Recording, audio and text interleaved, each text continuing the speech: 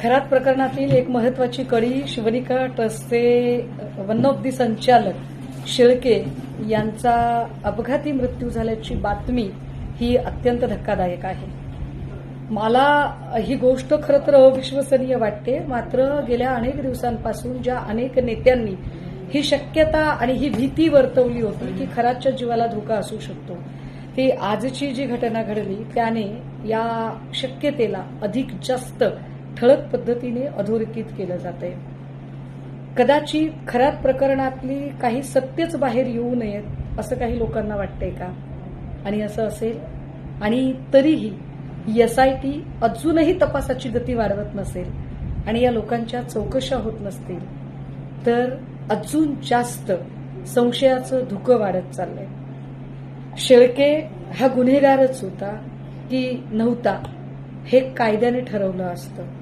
शिक्षा कायदा देईल, कोणाचाही जीव घेण्याचा अधिकार कोणालाही नाही, पण जी घटना आजची घडली ती मात्र एकूण तपास यंत्रणा आणि एकूण शासन व्यवस्था या सगळ्यांवरच प्रश्नचिन्ह निर्माण करणारी आहे एवढं नक्की। खरात प्रकरणातील एक महत्वाची कडी शिवनिका ट्रस्टचे वन ऑफ दी संचालक शेळके यांचा अपघाती मृत्यू झाल्याची बातमी ही अत्यंत धक्कादायक आहे। मला ही गोष्ट खरं तर अविश्वसनीय वाटते, मात्र गेल्या अनेक दिवसांपासून ज्या अनेक नेत्यांनी ही शक्यता आणि ही भीती वर्तवली होती की खरातच्या जीवाला धोका असू शकतो, ती आजची जी घटना घडली त्याने या शक्यतेला अधिक जास्त ठळक पद्धतीने अधोरेखित केलं जातंय। कदाचित खरात प्रकरणातली काही सत्यच बाहेर येऊ नयेत असं काही लोकांना वाटतंय का? आणि असं असेल आणि तरीही SIT अजूनही तपासाची गती वाढवत नसेल आणि या लोकांच्या चौकशा होत नसतील तर अजून जास्त संशयाचं धुकं वाढत चाललंय। शेळके हा गुन्हेगारच होता की नव्हता हे कायद्याने ठरवलं असतं।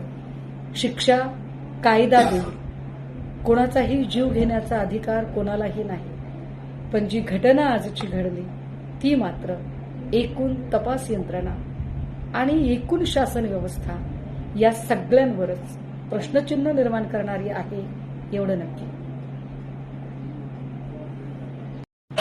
खरात प्रकरणातील एक महत्वाची कडी शिवनिका ट्रस्टचे वन ऑफ दी संचालक शेळके यांचा अपघाती मृत्यू झाल्याची बातमी ही अत्यंत धक्कादायक आहे।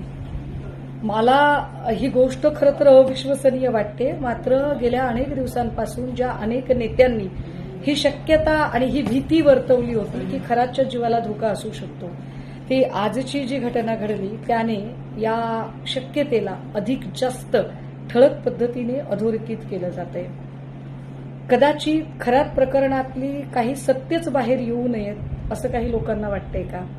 आणि असं असेल आणि तरीही SIT अजूनही तपासाची गती वाढवत नसेल आणि या लोकांच्या चौकशा होत नसतील तर अजून जास्त संशयाचं धुकं वाढत चाललंय। शेळके हा गुन्हेगारच होता की नव्हता हे कायद्याने ठरवलं असतं।